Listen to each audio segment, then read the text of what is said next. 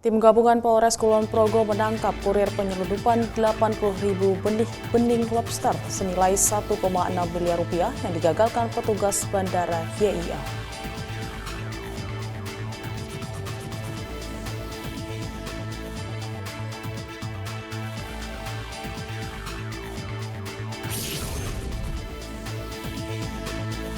Perayaan Puncak Hari Bayangkara ke-78 di Monas, Jakarta Pusat selesai digelar.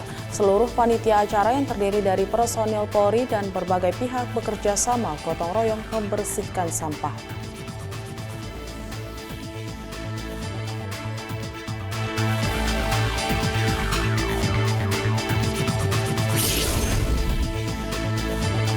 Polda Sumatera Selatan menggelar upacara puncak peringatan Hari Bayangkara ke-78 tahun. Dalam kesempatan ini, Kapolda Sumsel menyerahkan penghargaan Kapolri kepada 14 tokoh daerah Sumatera Selatan.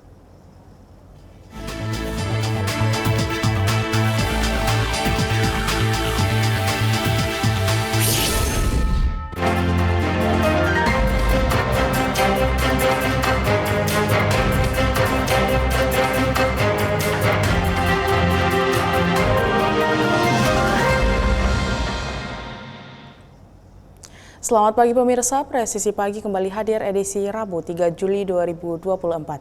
Seperti biasa, selain 3 berita utama tadi, selama 1 jam ke depan kami juga telah menyiapkan sejumlah informasi terkini lainnya. Bersama saya Bribda Tamara, inilah Presisi Pagi selengkapnya.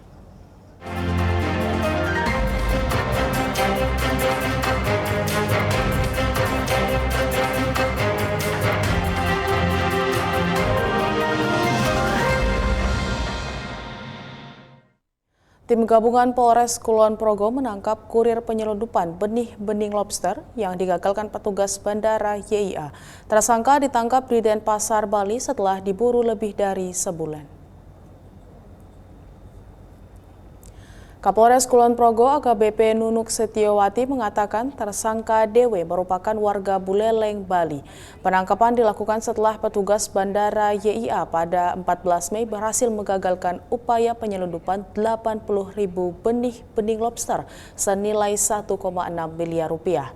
Diketahui tersangka merupakan kurir yang akan menyelundupkan benih lobster ke Vietnam. Sementara pelaku mengaku telah 2 kali menyelundupkan benih lobster melalui Bandara YIA. Pelaku juga mengaku tidak mengetahui jumlah benih lobster, namun ia dijanjikan akan diberikan upah senilai 5 juta rupiah. Saat ini polisi masih mengembangkan kasus ini karena diduga ada beberapa pelaku lain dalam jaringan ini. Atas perbuatannya tersangka dijerat pasal tentang perikanan dan tentang karantina hewan, ikan, dan tumbuhan dengan ancaman hukuman maksimal 8 tahun penjara.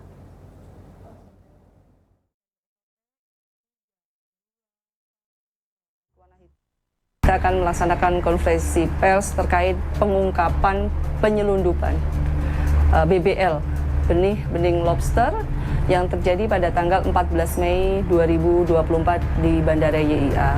Kerugiannya adalah BBL sejumlah 80.000 ekor atau senilai kurang lebih 1,6 miliar. Pasal yang disangkakan yaitu pasal 27 angka 26 junto pasal 27 angka 5 Undang-Undang Nomor 6 Tahun 2023 tentang penetapan peraturan pemerintah pengganti Undang-Undang Nomor 2 Tahun 2022 tentang Cipta Kerja menjadi undang-undang yang mengubah pasal 92 junto pasal 26 ayat 1 Undang-Undang Nomor 31 Tahun 2004 tentang Perikanan, atau pasal 88 junto pasal 16 ayat 1 Undang-Undang Nomor 31 Tahun 2004 tentang Perikanan, atau pasal 87 junto pasal 34 Undang-Undang Nomor 21 Tahun 2019 tentang karantina hewan, ikan, dan tumbuhan dengan ancaman hukuman 8 tahun. Jadi kami menghimbau kepada masyarakat terkait dengan penyelundupan BBL adalah tindakan yang ilegal dan merusak ekosistem, sehingga kepada masyarakat untuk terlibat pada kegiatan tersebut. Polda Jabar dibantu oleh Kalapas LP Cipinang mengungkap kasus dugaan tindak pidana asusila yang dilakukan oleh seorang narapidana berinisial SDR. Kabid Humas Polda Jabar, Kombes Pol Jules Abraham Abbas menyampaikan awal kejadian pada bulan Maret 2024, di mana korban berinisial AN 13 tahun berkenalan dengan seseorang yang mengaku berinisial SDR melalui sosial media. Kemudian percakapan beralih ke WhatsApp sekitar bulan Juni 2024. Awalnya korban tidak menceritakan kepada pelapor selaku ayahnya. Namun pada hari Sabtu 8 Juni 2024, pelapor dan istrinya menerima pesan WhatsApp dengan nomor yang tidak dikenal mengirimkan foto dan video korban yang merupakan anaknya tanpa busana. Dari kejadian tersebut, petugas berhasil mengumpulkan sejumlah barang bukti, diantaranya 1 bundle screenshot chat WhatsApp, 1 buah flash disk, 2 buah ponsel, 2 buah SIM card, 1 buah kartu, dan buku rekening. Akibat perbuatannya, pelaku dijerat pasal 45 ayat 1 junto pasal 27 ayat 1 tentang informasi transaksi elektronik dengan pidana penjara paling lama 6 tahun atau denda paling banyak 1 miliar rupiah. Kemudian sekitar bulan Juni 2024. Dan tentunya perkara ini juga terungkap atas kerjasama dengan pihak Kemenkumham, dalam hal ini Kalapas Cipinang dan jajarannya. Nah, tentunya Polda Jawa Barat mengucapkan apresiasi dan terima kasih atas kerjasama yang dilakukan dengan Kalapas Cipinang dan jajarannya. Untuk tersangka, dari hasil penyelidikan dan penyidikan, diketahui berinisial MA, tidak bekerja, alamatnya di LP Cipinang, Jakarta Timur. Anggota Satreskrim Polres Bangkalan berhasil mengamankan seorang pelaku tindak pidana pembunuhan dan atau penganiayaan yang mengakibatkan meninggal dunia. Namanya siapa ini? Pertama ya. Peristiwa itu terjadi di Dusun Tambak Agung, Desa Tanah Merah, Laok. Kedua belah pihak yang terlibat masih memiliki ikatan darah.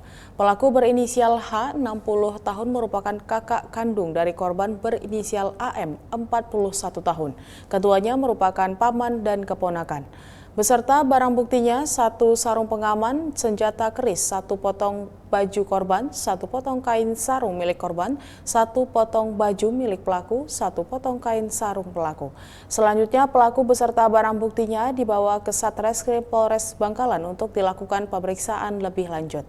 Akibat perbuatannya, pelaku dijerat pasal 338 KUHP, subpasal 351 ayat 3 KUHP tentang pembunuhan dengan ancaman hukuman maksimal 15 tahun penjara.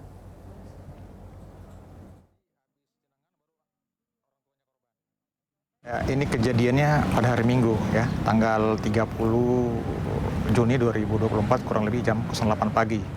Ini kejadian di Tanah Merah, Laok. Ini sebenarnya pelaku ributnya sama bapak tiri dari korban awalnya nih pada hari Minggu itu. Pada saat pelaku ini ke rumah adiknya yang pada saat itu selesai melaksanakan pesta pernikahan dan merupakan ibu daripada korban. Nah, pada saat di TKP itulah ribut sebenarnya sama bapak tirinya korban. Dan sempat dipisahkan oleh warga yang ada di situ. Setelah dipisahkan kembali ke rumah, tapi karena mungkin korban ini mendengar bapak tirinya sempat ribut sama pelaku, maka korban ini mendatangi rumahnya pelaku. Nah, di sana sempat ketika nyampe informasinya pelaku ini dipukulin oleh korban dan sempat ditahan oleh keluarga di sana. Dan tiba-tiba ini karena posisi tadi sudah memegang senjata tajam, ya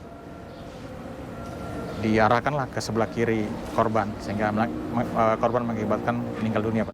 Sebanyak 17 kasus tindak pidana berhasil diungkap oleh Polres Pekalongan selama bulan Juni 2024.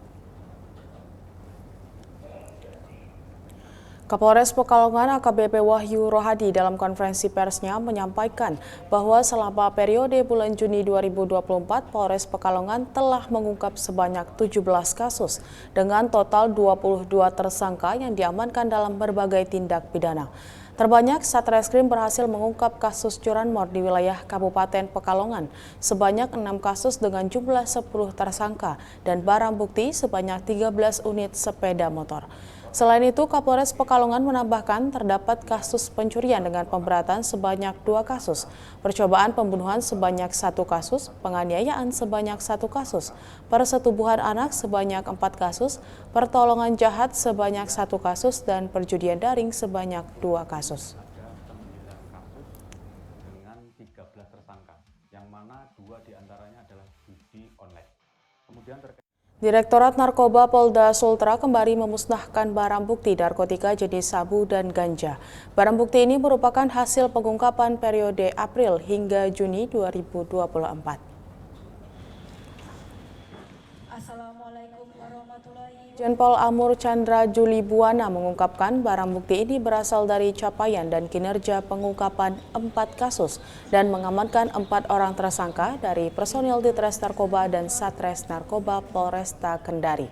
Barang bukti sabu yang akan dimusnahkan yakni 4,3 kg dan ganja sebanyak 2,8 kg. Pemusnahan dilaksanakan di depan kantor Ditres Narkoba dengan menggunakan mesin incinerator. Pemusnahan barang bukti narkoba ini turut dihadiri oleh jajaran stakeholder, diantaranya Kejati Sultra, BNNP Sultra, pejabat utama Polda Sultra, Pengadilan Negeri, Kejaksaan Negeri, Balai POM, serta BNN Kota Kendari.